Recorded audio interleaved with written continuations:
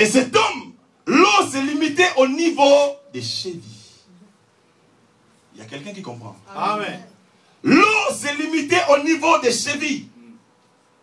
Or, si je prends une personne, l'eau se limite au niveau des chevilles, c'est-à-dire, il y a encore le reste du corps qui reste dans sa vie. Parce que l'eau se limite qu'au niveau des chevilles. Pour la deuxième regard, Ézéchiel va voir encore la même personne. Mais cette personne, l'eau ne se limitait pas au niveau des chevilles, mais l'eau a essayé de monter un tout petit peu jusqu'au niveau des genoux. Or, l'eau au niveau des genoux, il y a encore le reste du corps qui se manifeste. Alléluia. Amen. Pour la troisième fois, Ézéchiel va voir encore. La personne se mesurait au niveau de l'eau. Mais cette fois-ci, l'eau était au niveau des reins. Bien aimé, quand je méditais la parole, j'ai demandé à Dieu de m'ouvrir les yeux et de comprendre. Mais cela veut dire quoi? Et pour la dernière regard, Ézéchiel va voir, l'eau n'était pas au niveau des chevilles, ni genoux, ni reins, mais l'eau était si profonde, il a fallu qu'il puisse nager. Est-ce que quelqu'un peut me dire amen? Amen. Il a fallu que cet homme puisse nager dans l'eau. Vous savez, dans la vie où nous vivons, que tu veuilles ou pas, le problème va venir. Alléluia. Amen. Même si toi tu ne cherches pas les problèmes, il y a des enfants qui vont aller chercher des problèmes ailleurs. Mais ce qui est important, il ne faut jamais avoir peur des problèmes, mais il faut affronter les problèmes. Mais quand tu vas affronter les problèmes, il faut être un homme comme David. David qui va dire à Goliath que je viens contre toi au nom de l'Éternel. Alléluia. L'église de Dieu doit connaître ces choses. L'église de Dieu doit être enseignée, basée, fondée sur la parole.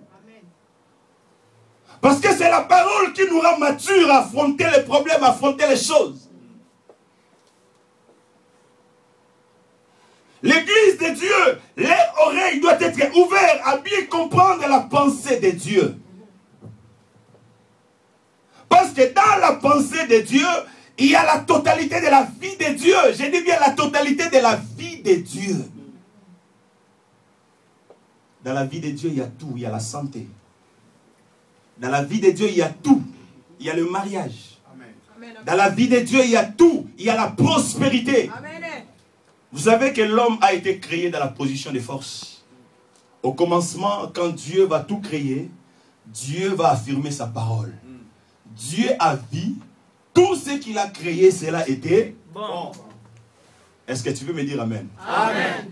Au commencement, quand Dieu a tout créé, il a vu que tout ce qu'il a créé, cela est Bon. Oh, parle avec moi, s'il te plaît. Amen.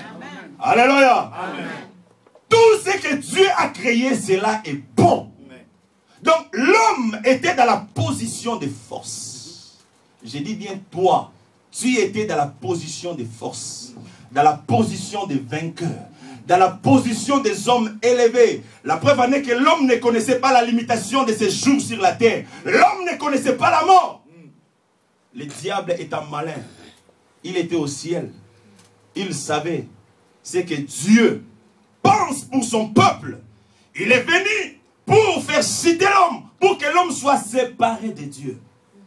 Et quand l'homme va être séparé de Dieu, automatiquement l'homme va perdre la place qu'il avait auparavant. Voilà pourquoi il a fallu que Christ puisse descendre. Alléluia. Amen. Mais quand Christ était descendu, Christ avait la connaissance de sa mission sur la terre. Je répète ce que j'ai dit. Jésus, il avait la connaissance de sa mission, la connaissance de son travail. Il savait qu'il devait confronter le diable. Jésus savait qu'il devait confronter tous les sorciers de ta famille. Jésus savait qu'il devait confronter toute personne qui parlera le mal de toi. Amen. Il avait la connaissance de ça. Voilà pourquoi, quand il prie à Gethsémani, il a dit, Père, si c'est possible, éloigne de moi cette coupe.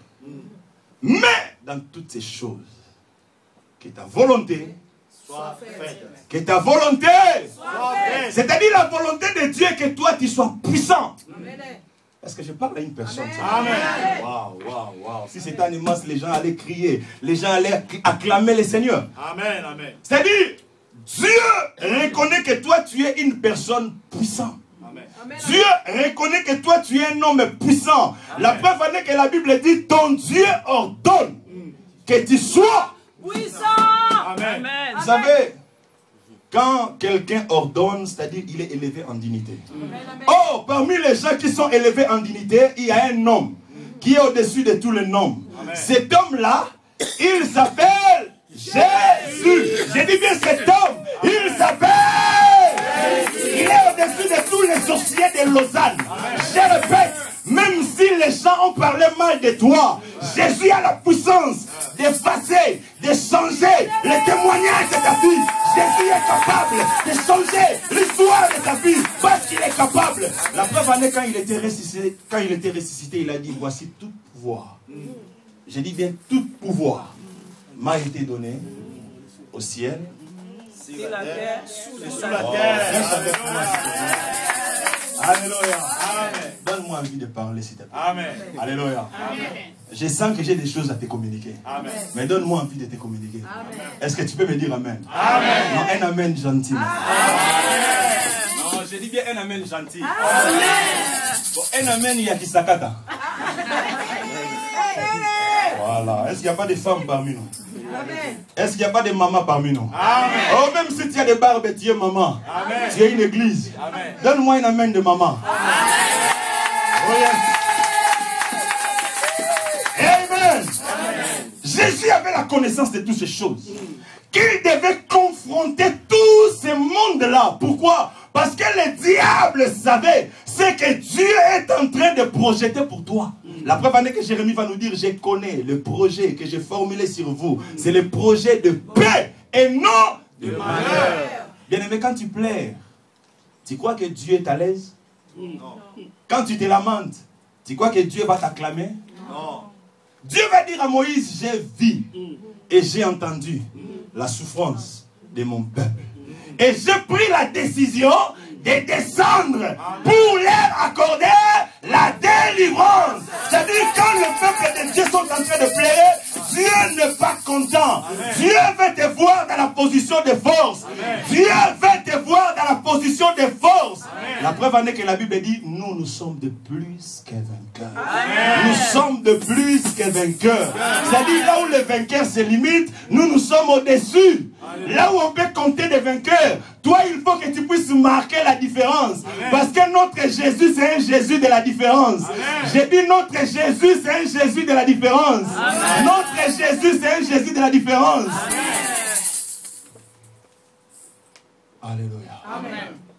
Et Jésus savait ces choses. Il a dit, Père, que ta volonté soit faite. Et Christ va être crucifié.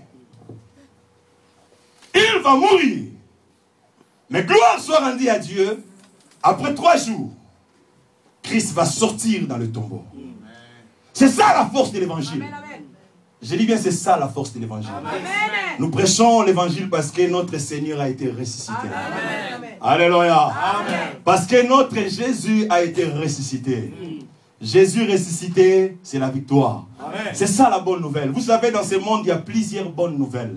Alléluia. Amen. Dans ce monde, il y a plusieurs bonnes nouvelles. Celui qui a galéré pendant 20 ans, il n'a pas un permis. Quand on lui annonce qu'il a reçu le permis, pour lui, c'est une bonne nouvelle. Mais je t'assure que ça, ce n'est pas une bonne nouvelle. Le permis ne te donnera pas accès d'aller au ciel. Mais il y a une bonne nouvelle de cet homme de 33 ans. Il y a une bonne nouvelle de cet homme de Galilée. Il y a une bonne nouvelle de cet homme qui s'appelle Yoshua. Quand il te touche, réellement tu es touché. Quand il te bénit, réellement tu es béni. Quand il t'élève, réellement tu es élevé. J'ai vu des hommes et des femmes qui n'avaient plus de l'espérance. Quand ils ont écouté la parole, ils ont mis foi sur la parole. Leurs vies ont été changées. Et ce Jésus-là n'a pas changé. Ce matin, il peut faire encore. J'ai dit bien ce matin, il peut faire encore. Amen. Vous savez que nous sommes la continuité des actes des apôtres.